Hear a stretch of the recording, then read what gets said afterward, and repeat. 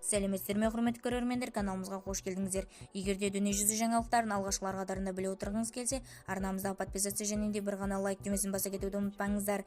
Лайк түймесін басқан қолдарыңыз Кебатулланың қабырғасын ұстап нәсіп етсін. Ал ендеше бастадым. Қолашы ауылында көпбалалы отбасының улануының тұншықтырғыш газ себеп болған. Санитарлық-эпидемиологик зерттеудің нәтижесінде тұрғын үйдің ауасында 1,1-1,3 мг аралығында тұншықтырғыш газ, угарный газ болғаны анықталды. Уланған адамдардың қанынан тұншықтырғыш газдан уланған білдіретін карбоксигемоглобин табылды деп хабарлады Алматы облыстық санитарлық-эпидемиологик бақылау департаменті.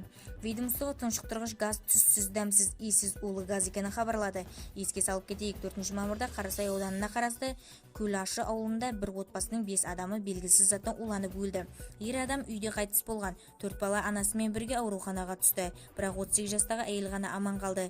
Жексенбі күні оның күйеуі мен 4 баласы жер қойнына тапсырылды. Бізді тамашалауды жалғастырыңыздар және де бір ғана лайк түймесін басып сау саламатта болыңыздар.